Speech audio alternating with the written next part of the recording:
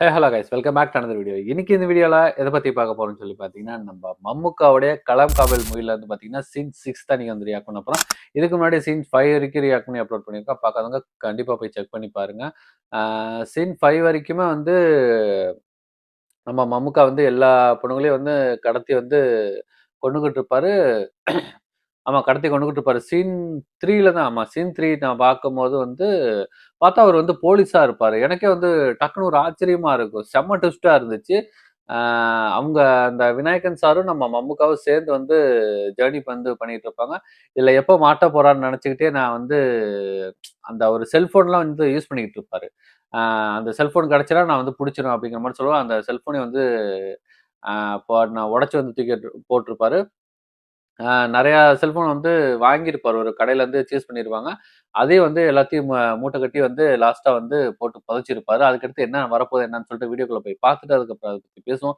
வீடியோக்குள்ள போறதுக்கு முன்னாடி இன்னும் நீங்க யாரும் நம்ம சேனலுக்கு சப்ஸ்கிரைப் பண்ணலாம், தயவுசெய்து சப்ஸ்கிரைப் பண்ணி சப்போர்ட் பண்ணுங்க. மறக்காம இந்த வீடியோக்கு லைக் பண்ணுங்க. இப்போ வாங்க வீடியோக்குள்ள போலாம்.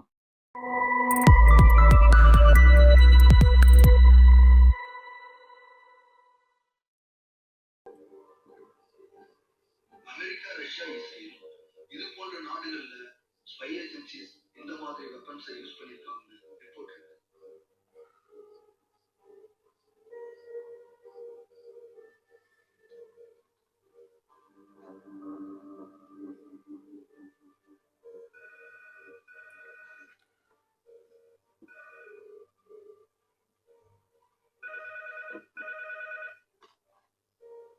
Hello, retired forensic surgeon Joseph സാറല്ലേ?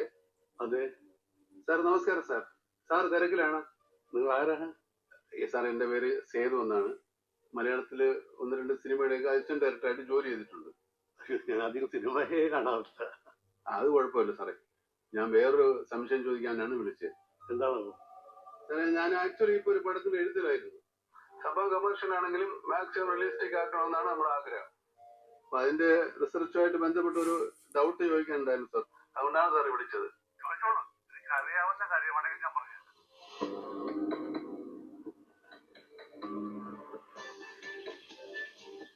செம்மையா இருக்கு பாரு ஸ்டில்லு.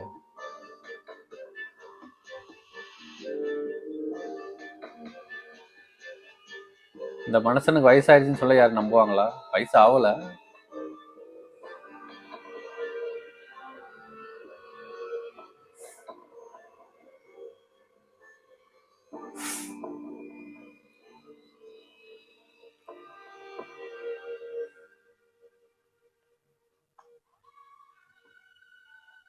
இது என்ன படம்?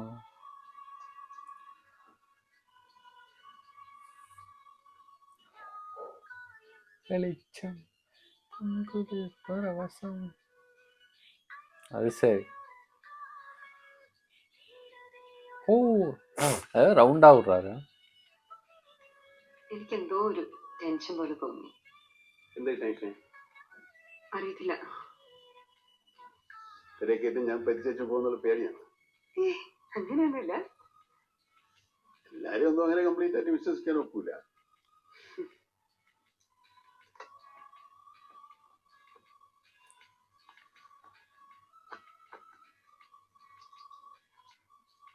എന്നെ പറ്റി ഗുളികയൊക്കെ ഇപ്പൊ ഷുഗറുണ്ട്, പാരമ്പര്യമായിട്ട് കിട്ടുകയാണ്. ഓ,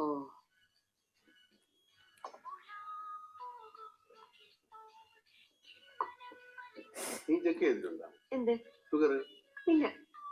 ആഹാ, എന്നാ നമുക്കൊന്ന് ടെസ്റ്റ് ചെയ്ത് നോക്കാം.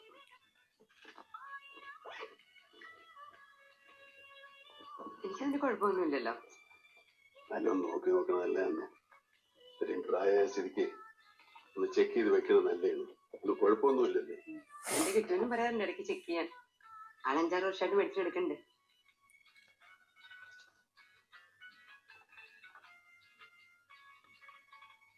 ഇതൊക്കെ ആയിട്ടാണ് നടക്കുന്നത്. പിന്നെ നമ്മൾ ഫുൾ ടൈം സെറ്റപ്പ് അല്ലേ, നോർമൽ ആണല്ലേ. വേഗം റെഡി ആയിക്കോ. ഇനി ലേറ്റ് ആയാലേ വീട്ടുകാർക്ക് ഡൗട്ട് അടിക്കും.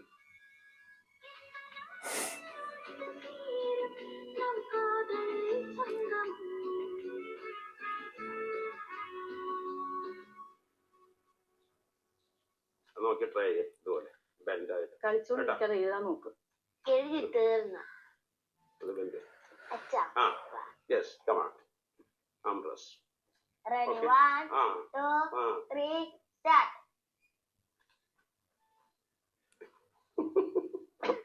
ഫിനിഷ് കുറെ കാള് കഴിയുമ്പോ ഞാനും അച്ഛൻ്റെ അത്ര വലുത് അച്ഛനെ തോപ്പിക്കും. നമ്മള് വലുതാവട്ടെ, അപ്പൊ നമുക്ക് നോക്കാം.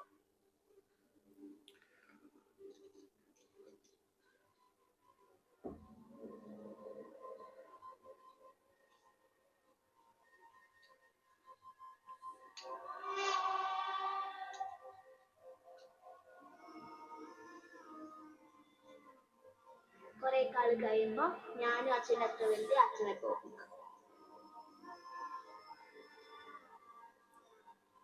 இதனால அப்பா மாதிரி ஆன வாட்டி நானும் ஜெயிப்பேன். புரியல.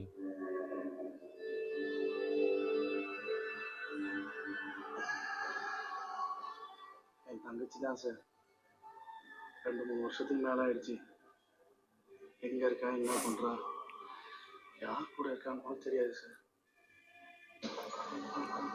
அவ திரும்பி வருவாளா சார்?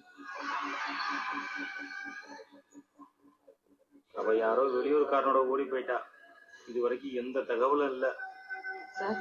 அவ எங்களோட பொண்ணுதான் சார். അവള് പോയിട്ട് 1 വർഷത്തിൽ കൂടുതലായി സാർ. ഏതോ ഒരുത്തൻ്റെ കൂടെ ഇറങ്ങി പോയതാണ്. அவ திரும்பி வருவான்ற நம்பிக்கையில தான் நான் இன்னும் உயிரோடவே இருக்கிறேன்.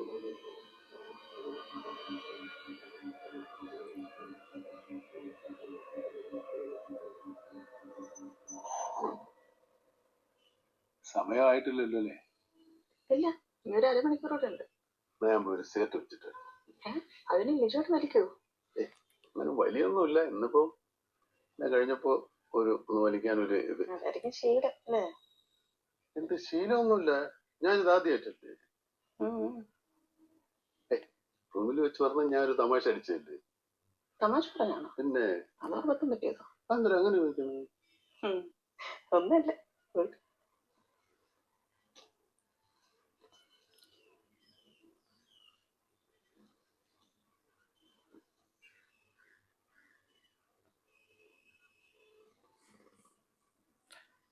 போச்சு, அதில் தான் செல்ஃபோன்லாம் இருக்கு.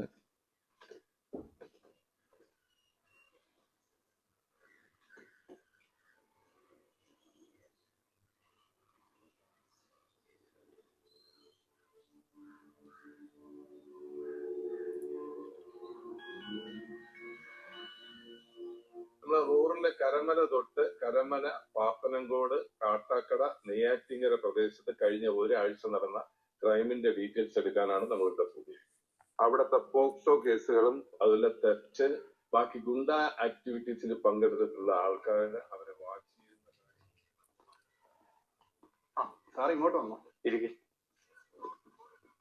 ഞാൻ ഇപ്പുറത്ത് തന്നെ ഉണ്ടായിരുന്നു, ഒരു മീറ്റിംഗിലായിരുന്നു. അതാ ഫോൺ എടുക്കാതെ. എന്താ വിളിച്ചത് അതിന്റെ?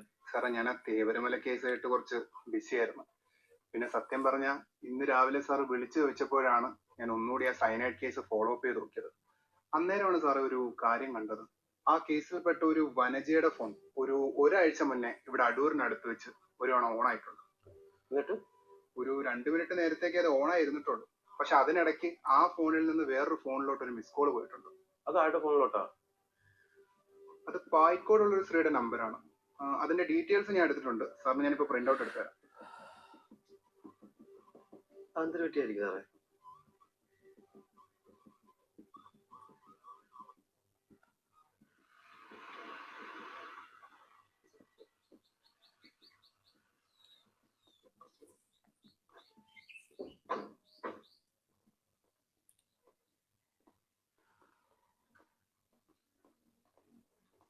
ആരാ? മനസ്സിലായില്ല. ഞങ്ങള് കേരള പോലീസ് എന്നാ. അനഘയുടെ വീടല്ലേ? ആണല്ലോ. എന്താ പറ്റി? ഞങ്ങളുടെ ഒരു കേസായിട്ട് ബന്ധപ്പെട്ട് അനഘയുടെ ഫോൺ നമ്പർ ഒന്ന് ലിങ്ക് ആയിട്ടുണ്ടായിരുന്നു. അനഘയുടെ അപ്പനല്ലേ? അയ്യോ, ഫാദറിന്റെ. അനഘയില്ലേ ഇവിടെ? ഉണ്ടായിരുന്നു. ഒരു 4 ദിവസം മുമ്പേ മോന്റെ അടുത്തേക്ക് പോയി. എവിടെയാ? മോനങ്ങ് ദുബായിലാ. അനഘയായിട്ട് എനിക്കൊന്ന് ഫോണിൽ കണക്ട് ചെയ്യാൻ പറ്റുമോ? അയ്യോ സോറി സാർ, അവർക്ക് ഒരു ഹെൽത്ത് പ്രോബ്ലം ആയിട്ട് ആശുപത്രിയിൽ അഡ്മിറ്റ് ആയിരുന്നു. നാളേക്ക് വരും. ഒരു ഓപ്പറേഷൻ ഉണ്ട്. 2 ദിവസം കഴിഞ്ഞ് കണ്ടാ പോരെ. നിങ്ങളുടെ പേരെന്താ? ജെയിംസ്. ശരി.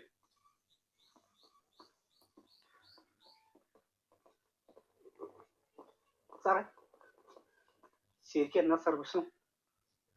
നിങ്ങളാരാ? എന്റെ ചേട്ടന്റെ വൈഫാണ് അനഘ. ആ, അനഘയായിട്ട് നേരിട്ട് സംസാരിച്ചോളാം. അതിന് ചെറിയ പ്രശ്നമുണ്ട് സാറേ. എന്താ? അനഘ ചേച്ചി ഇന്ന് രാവിലെ മരിച്ചു. പെട്ടെന്നുള്ള അറ്റാക്കായിരുന്നു. മോന് ഇവിടെ നിൽക്കുന്ന കാരണം അപ്പച്ചനോടും അമ്മച്ചിയോടും ഒന്നും പറഞ്ഞിട്ടില്ല. ബോഡിയാണ് നാളെ കൊണ്ടുവരുന്നത്. അയ്യോ,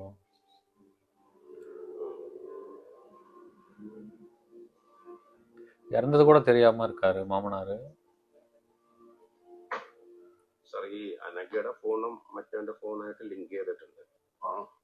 അതുകൊണ്ട് എനിക്കൊരു സംശയം. പോസ്റ്റ്മോർട്ടം റിപ്പോർട്ട് ഞാൻ കൃത്യമായിട്ട് ചെക്ക് ചെയ്ത് ഡോക്ടറെ അടുത്ത് പ്രത്യേകിച്ച് ചോദിക്കാൻ ചെയ്തു. പുള്ളിയും പറയുന്നത് ഇതൊരു അറ്റാക്ക് ആണെന്നുള്ളത്. പക്ഷെ അവരുടെ ഫാമിലിയിൽ അങ്ങനെ ഒരു മെഡിക്കൽ ഇഷ്യൂ അങ്ങനെ റിപ്പോർട്ട് ഇല്ല സാർ. തനിക്ക് എന്ത് തോന്നുന്നു? ചെറിയ ഡൗട്ട് ഉണ്ട്. അങ്ങനെയാണെങ്കിൽ ഡീറ്റെയിൽ ആയിട്ട് ഒരു പോസ്റ്റ്മോർട്ടത്തിന് അവർ തയ്യാറാവും. എന്തെങ്കിലും സാക്രിലേജ് ഇഷ്യൂ എല്ലാം ഉണ്ടാവാൻ സാധ്യത ഉണ്ടോ? ഞാൻ പക്ഷേ കൈയും കാലും പിടിച്ചു അവർ സമ്മതിച്ചിട്ടുണ്ട് ചെയ്യാന്നുള്ളത്. ഓക്കെ, എങ്ങനെയാണെങ്കിൽ പ്രൊസീഡ് ചെയ്യും. ഞാൻ മേശ പറഞ്ഞോളാം. സാർ നമുക്ക് എൻ്റെ ഒരു ഫോറൻസിക്കിനെ കൊണ്ടൊരു ഡീറ്റെയിൽ എക്സാമിനേഷൻ നടത്തണം. ഇതൊരു ഇൻഡ്യൂസ്ഡ് ആണോ എന്ന് എനിക്കൊരു ഡൗട്ട് ഉണ്ട്. ഞാൻ പുള്ളിയോട് സൂചിപ്പിക്കാം. ഓക്കെ.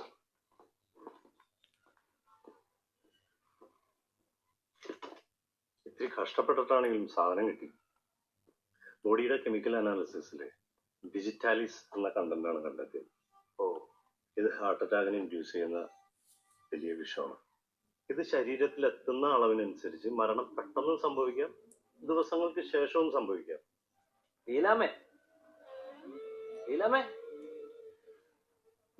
പക്ഷെ ഇത് സാധാരണ പോസ്റ്റ്മോർട്ടത്തിൽ കണ്ടെത്താൻ പറ്റില്ല.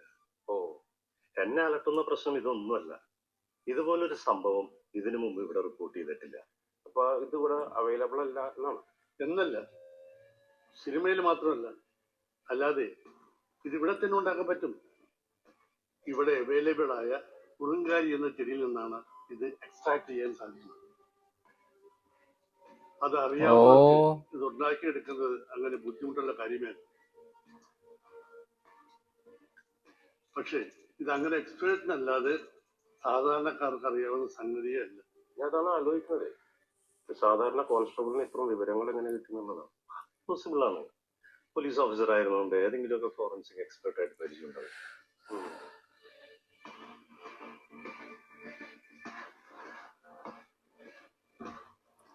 എന്നിട്ട് സാർ ഞങ്ങളിത് കുറച്ച് ദിവസമായിട്ട് നല്ലോണം തപ്പി നോക്കി. കുറച്ച് കേസുകൾ സിമിലാരിറ്റി ഉണ്ട്. പക്ഷെ ഫോൺ ഡീറ്റെയിൽസ് തപ്പിക്കഴിഞ്ഞപ്പോൾ വർക്കലയിലും കോട്ടൂരും ഓരോരോ സ്ത്രീകൾ ഇതുപോലെ അറ്റാക്കായിട്ട് മരിച്ചിട്ടുള്ളത് ഇതിന്റെ ട്രാഫിക് പെട്ടവരാണ്. എന്ന് വെച്ചാൽ ഈ സ്റ്റിൽ ആക്റ്റീവ്.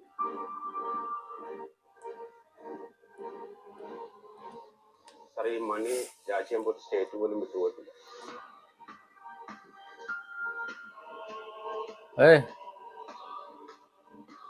മാത്രമല്ല അവനിപ്പോ അവന്റെ പണി മുമ്പത്തെക്കാളും വൃത്തിയായിട്ട് ചെയ്യുന്നു.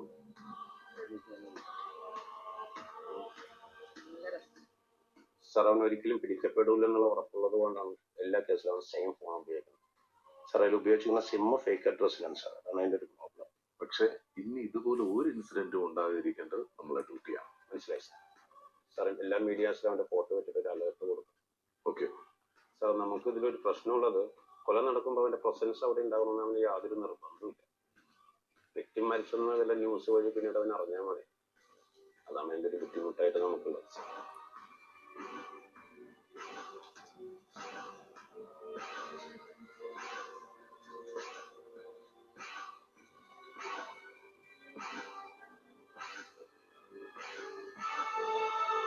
எதுக்குன்னு சொல்லி தெரியல, ஏதோ மோட்டிவேஷன்.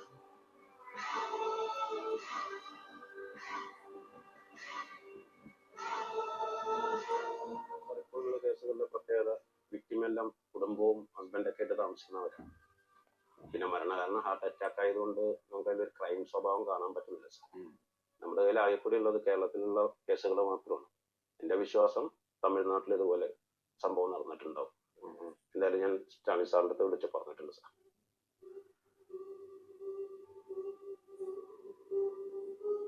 ഓക്കെ,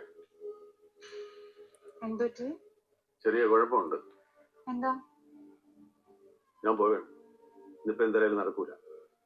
ഇന്ന് വൈകിട്ട് റൂം ബുക്ക് ചെയ്തിട്ടുണ്ടെന്നല്ലേ പറഞ്ഞേ? ശരി തന്നെ, എന്റെ ഭാര്യ ഉണ്ടല്ലോ, നമ്മുടെ കാര്യം അവളറിഞ്ഞ് അയ്യോ അവളാണ് വിളിച്ചത്. ഭാര്യയോ? ഭാര്യയോ? ആ, നിങ്ങൾ ഡിവോഴ്സ് ആയിന്നല്ലേ പറഞ്ഞ എൻ്റെ അടുത്ത്? അറിയാമെന്ന് ചുമ്മാ പറഞ്ഞാൽ.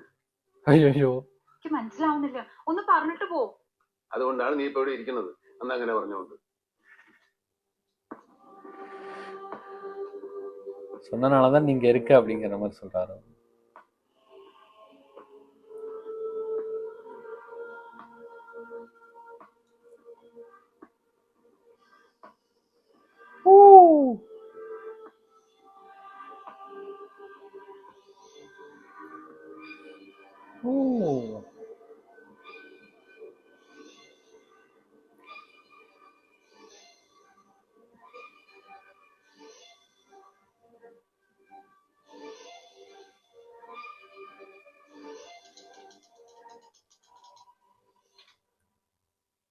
അവക്ക് അങ്ങനെ സൺലൈറ്റിനെ കണ്ട ഓർമ്മയൊന്നുമില്ല. തീരെ ചെറുതായിരുന്നല്ലോ. അന്നേരം കുഴപ്പമൊന്നുമില്ലായിരുന്നു.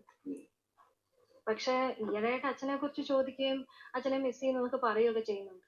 ആ, അതായിരിക്കും നമുക്ക് പച്ചക്കൊടിയാണ്. എല്ലാം പറയാം. ഇനി പേടിക്കാനൊന്നുമില്ലല്ലോ. പക്ഷെ എനിക്കെന്തോ അങ്ങോട്ട് വരാനൊരു പേടി പോലെ. ടെൻഷൻ അടിക്കാനൊന്നുമില്ല. നമ്മൾ അവിടെ കുറച്ചു നേരം സമാധാനമായിട്ട് സംസാരിച്ചിരിക്കുന്നു, അത്രേ. അല്ല, ആരെങ്കിലും അറിയാവുന്നവര് കണ്ടാലോന്നോ? അതൊക്കെ നമുക്ക് അഡ്ജസ്റ്റ് ചെയ്യാം. എങ്ങനെ? അതൊക്കെ പറയാം. എന്നാലും ഞാൻ വരില്ല. അതെന്ത്? അത് ഈ റൂമൊക്കെ എടുക്കുന്ന ചുമ്മാ സംസാരിച്ചിരിക്കാനല്ല എന്നൊക്കെ എനിക്കറിയാം. പിന്നെ അതൊക്കെ എനിക്കറിയാം. അതെന്ത്? അതൊന്നും ഇഷ്ടമല്ല? അതുകൊണ്ടല്ല. പിന്നെ പിന്നെന്താ, വിശ്വാസമില്ല? പിന്നെ എന്തൊരു പ്രശ്നം?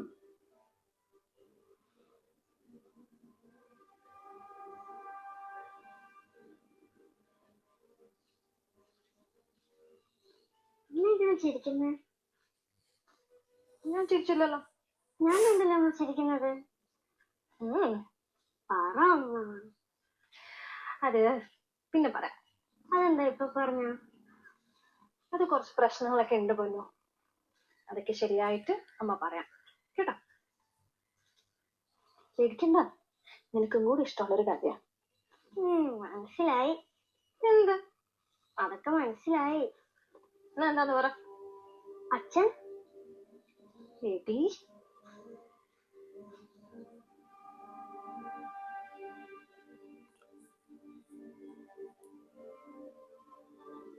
அப்படி உட்காந்துருக்காரு. சூப்பரா இருந்துச்சு. ஆல்மோஸ்ட் வந்து போலீஸ் வந்து நெருங்கிட்டாங்க, மம்முக்காட்ட வந்து நெருங்கிட்டாங்க. அவரு வந்து நம்ம மாட்ட போறோம் அந்த வந்து பயத்திலே வந்திருக்காரு. இது எப்படி மாட்ட போறாரு, எப்படி என்னன்னு ஒன்றும் தெரியல. எத்தனை நிறைய பொண்ணுங்களை வந்து கொண்டார். ஒரு யார்கிட்ட, ஒரு டாக்டர்கிட்ட யார்கிட்ட வந்து சஜஷன் வந்து ஏதோ ஒன்று, நான் வந்து படம் எடுக்க போறேன்,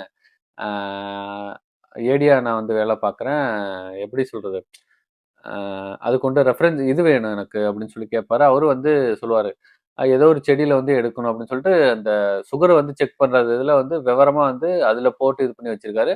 அது வந்து சொல்றாரு டாக்டர், அது வந்து சாதாரண வந்து இதுல தெரியாது, போஸ்ட்மார்ட்டத்துல தெரியாது அப்படிங்கிற மாதிரி வந்து சொல்றாரு.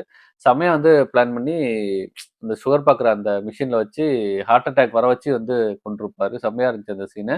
அடுத்தடுத்து என்ன சீன் வரப்போன்னு சொல்லிட்டு நெக்ஸ்ட் வீடியோல பார்த்துட்டு அதுக்கப்புறம் அதை பத்தி பேசுவாங்க. இந்த வீடியோ பிடிக்கும்னு நினைக்கிறேன். பிடிச்சது நமக்கு அந்த வீடியோ லைக் பண்ணிட்டு சப்ஸ்கிரைப் பண்ண பாருங்க. தயவுசெய்து சப்ஸ்கிரைப் பண்ணி சப்போர்ட் பண்ணுங்க. இது போல நல்ல வீடியோ நெக்ஸ்ட் சந்திப்போம்.